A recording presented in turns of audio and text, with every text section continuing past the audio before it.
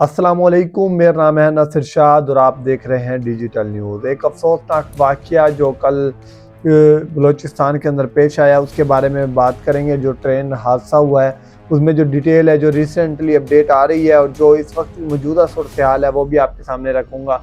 सबसे पहले तो जाफिर एक्सप्रेस ट्रेन का ये वाक़या हुआ था जब 9 बजे ये ट्रेन कोयटा से पेशावर जाने के लिए निकलती है और उसके बाद जब जेसीबी के मकाम पर 5 से 6 मिनट का वहाँ पर स्टॉप होता है इसका, वहाँ से मज़ीद सवारियाँ इस पे बैठ सवार होती है और उसके बाद बताया ये जा रहा है कि इसके अंदर 400 मुसाफिर से 450 मुसाफिर गालिबन इतने मुसाफिर थे और ज़्यादातर ये बताया जा रहा है कि इसमें सरकारी ऑफिसर थे, वो जो जरगमाल बनी है ट्रेन। इसके बारे में पहले थोड़ी सी डिटेल से बात कर लेते हैं, ये वाक़या पेश कैसे आया और ये किस तरह वाक़या पेश आया उसके बारे में मैं आपको बता दूं कि इसमें जो बलूचिस्तान ये जब कोयटा से निकली 9 बजे तो ये सिब्बी के मकाम पर रुकती है। वहाँ पर तकरीबन ये टाइम हो गया था 10:30 का तकरीबन टाइम बताया जा रहा है। उसके बाद क्या हुआ, क्योंकि अपडेट आने में थोड़ा बहुत मुश्किल भी हो रही है, उसकी वजूहात ये है कि वहाँ पर जहाँ पे ये ट्रेन रुकी है वहाँ पे सिग्नल भी नहीं है और क्योंकि वो सड़क से भी 24 किलोमीटर दूर है। आपको कोई चैलेंजेस जो हमारे सिक्योरिटी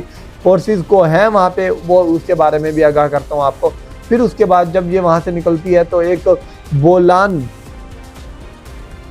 बोलान का मकाम है जहाँ पर वह बोलान की पहाड़ी शुरू होती है। उधर सबसे बड़ी बात जो बलूचिस्तान की है, वहाँ पे अगर आपने गए होंगे आपको पता होगा कि वहाँ की जो ट्रेन चलती है तो वो कभी ऊंचाई है, कभी मतलब चढ़ाई है, मतलब पहाड़ी सिलसिला है ज़्यादातर, तो इसी वजह से ट्रेन की ज़्यादा स्पीड भी नहीं होती। ये 8वां टर्मिनल बताया जा रहा है, टर्मिनल जो गार थी उधर, वहाँ पर ट्रेन की स्पीड काफ़ी कम थी। तो उस वक्त इत्तला मिलती है कि आगे जो रेलवे ट्रैक है उस पर मशकूक से थोड़े से मशकूक हरकत करते हुए कुछ लोग नज़र आए हैं, तो मगर सफ़र फिर जारी रहा। फिर उसके बाद क्या होता है, फिर उसके बाद जब सफ़र जारी रहा उसके बाद जब वो ट्रेन पहुंचने वाली होती है वहाँ पर एक ज़ोरदार ब्लास्ट होता है, धमाका होता है। और वो धमाके से क्या होता है, वो लाइंस जो थी जो रेलवे ट्रैक था वो सारा तबाह हो जाता है और ट्रेन हंगामी तौर पर रुक जाती है। जब रुकती है तो 5 से 10 मिनट के अंदर ही लोग पहाड़ों में जो छुपे हुए थे, जो दहशतगर्द थे, घटिया लोग थे, औरतों को निशाना बनाया।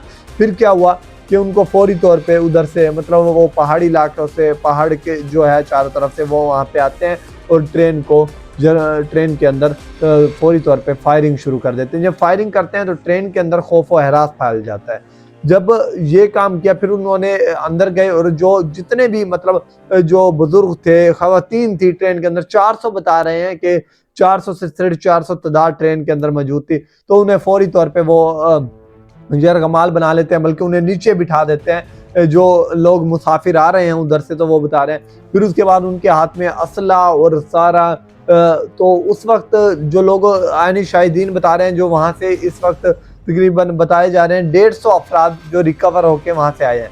फिर उसके बाद क्या करते हैं, वो फौरी तौर पे गन पॉइंट पे उनको वहाँ पर ट्रेन को रुकवाते हैं और अब बताया ये जा रहा है कि जो ट्रेन का ड्राइवर जो था वो शहीद हो चुका है इस वक्त इसी हमले में। उनको भी गोली मार दी गई थी, उसी की वजह से पहले उनको जख्मी था, फिर फर्स्ट एड भी नहीं दी गई।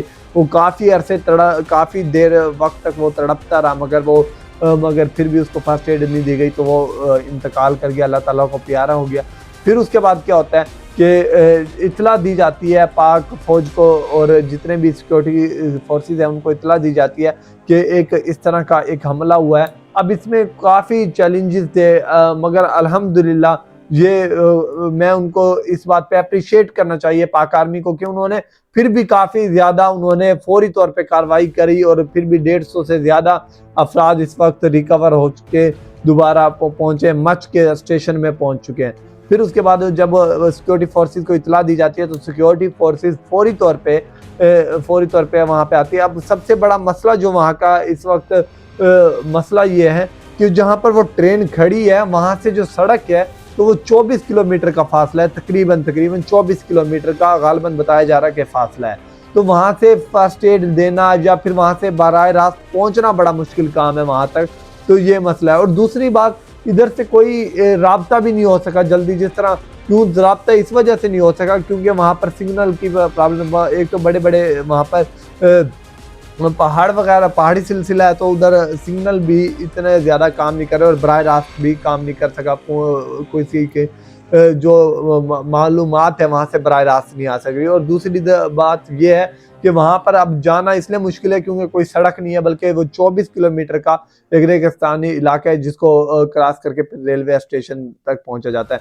ये दहशत गर्दों की एक हिकमत मैं कहूँ, उन्होंने एक ऐसी चाल, एक घटिया सोच के साथ वो आए थे। उन्होंने पूरा एक प्लान के साथ आए थे कि उन्होंने सोचा कि इस जगह पे रोकेंगे तो इधर मुश्किल हो सकती है। मगर पाक आर्मी ने अप्रिशिएट दोबारा करता हूँ, माशाल्लाह बहुत ज़बरदस्त उन्होंने काम करते हुए उन्होंने 100-150 से ज़ायद अफराद को रिकवर कर लिया। मगर अभी भी काफ़ी अफराद है जो है। मगर सबसे बड़ा जो मसला एक और बना हुआ था वो ये था कि उन्होंने यरगमाल बना लिए थे लोगों को और उन्होंने उन्हें धमकियां दी थी कि अगर आपने कुछ हरकत की या अभी भी जिस वक्त मैं रिसेंटली इस वक्त मैं वीडियो अपलोड कर रहा हूँ, अभी भी यही खबर आ रही है कि जब उन्होंने 3-4 बोगियां हैं जिनको अभी ठीक मतलब रिकवर कर लिया, उनमें से लोग बाकी जो हैं उनमें औरतें और बच्चे और बुजुर्ग हैं और उनको उन्होंने उनको यरगमाल बनाया हुआ है और उन्होंने कहा कि अगर कोई भी हरकत हुई हम इनको फौरी तौर पे हमला कर देंगे, मार देंगे इनको। और दूसरी तरफ अगर बात करें जो दहशतगर्द जहन्नुम वासिल हुए हैं उनमें से 25 बताए जा रहे हैं, 25 तादाद हो चुकी है। पहले 16 हुई थी रात की जो अपडेट आई थी, लास्ट अपडेट जो आई थी उसके बाद अपडेट आई है कि 25 से एक बड़ी कामयाबी पाक आर्मी को मिली है। इससे बड़ा और फिर उसके बाद अब जो बोगियां रह रही है उस पर भी ऑपरेशन जारी है। घर वाले बहुत ज़्यादा परेशान है जिनके लोग अभी नहीं आए क्योंकि अभी तक कोई पता नहीं चल रहा कि अब ये कब तक ऑपरेशन जारी रहेगा और कब तक ये ऑपरेशन कंप्लीट होगा। अल्लाह हमारी दुआ है अल्लाह ताला इस ऑपरेशन को जल्द से जल्द जो अब ये ऑपरेशन कंप्लीट हो और दहशतगर्दों को जहन्नुम वासिल हो। और सबसे ज़्यादा मैं दोबारा अप्रिशिएट करूँगा अपनी पाक आर्मी को, वही लोग हैं जो अपनी जानें कुर्बान कर रहे हैं, जो वहाँ पर जा रहे हैं अपना।